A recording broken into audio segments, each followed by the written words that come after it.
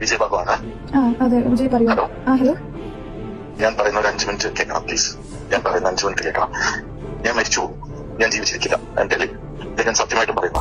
അവസരത്തിന് പകരം ശാരീരോപകാരം ചോദിക്കുന്ന സിനിമാ ലോകം ഇന്നും ഇന്നലെ ഉണ്ടായതല്ല നമുക്ക് ചുറ്റും.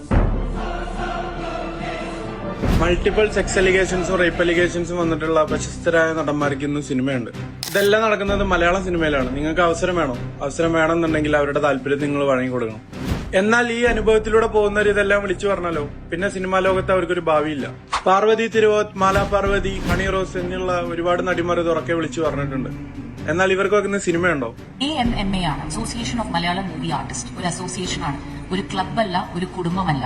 ഓരോ തവണയും ഞാൻ അസോസിയേഷനിൽ ഉണ്ടായിരുന്ന സമയത്ത് ഞാൻ അവിടെ പോകുമ്പോൾ പ്രോബ്ലംസ് ഉന്നയിക്കുമ്പോൾ അത് വിട് പാർവതി, അത് നമ്മുടെ ഒരു കുടുംബമല്ലേ, ഇതൊക്കെ ഒത്തിരി നമുക്ക് ഓണമൊക്കെ സെലിബ്രേറ്റ് ചെയ്ത് നല്ല ഡ്രസ്സൊക്കെ ഇട്ട് സദ്യയൊക്കെ കഴിച്ച് ഇങ്ങനെ പോവാം.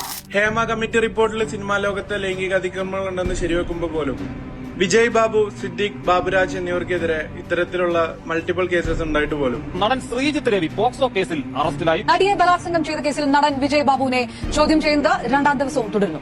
ബാബുരാജിനെതിരെ പീഡന പരാതിയുമായി ജൂനിയർ ആർട്ടിസ്റ്റ് ആലുവയിലെ വീട്ടിൽ വെച്ച് 2019 ലൈംഗികമായി പീഡിപ്പിച്ചുവെന്നാണ് ആരോപണം. ഹേമ കമ്മിറ്റി റിപ്പോർട്ടിനെ തുടർന്ന് പുറത്തുവന്ന ലൈംഗിക പീഡന പരാതികളിൽ ഏറ്റവും ഗുരുതര സ്വഭാവമുള്ളത് നടൻ സിദ്ദിഖിനെതിരായ കേസാണ്.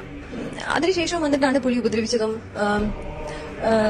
ഇൻസേർട്ട് ചെയ്യാൻ നീ സമ്മതിച്ചില്ലെങ്കിൽ അറ്റ്ലീസ്റ്റ് കൺസിഡർ മീ ടു ലിക്ക് എന്ന് പറഞ്ഞിട്ടുണ്ട് അയാൾ എന്നെ. എല്ലാം നല്ല രീതിയിൽ ഉപദ്രവിച്ചിട്ടുണ്ട്. ഞാൻ എന്റെ ഫ്രണ്ടിൽ മാസ്റ്റർബേറ്റ് ചെയ്തിട്ടുണ്ട്. അവരുടെ അവസരങ്ങൾക്കോ താരപദവികൾക്കോ യാതൊരു മാറ്റമില്ല. എന്നാൽ ഇത് തുറന്നു പറഞ്ഞവർക്ക് ആർക്കും ഇന്ന് അവസരമില്ല. ഭീഷണികൾ നീ എവിടെ പോയി പറഞ്ഞിട്ടും കാര്യമില്ല, നീ ഒന്നും സിനിമയിൽ കയറാൻ പോകുന്നില്ല എന്നുള്ളത് പുള്ളി അടിവരയിട്ട് ഡോക്ടർ പറഞ്ഞ വിഷയമാണ്.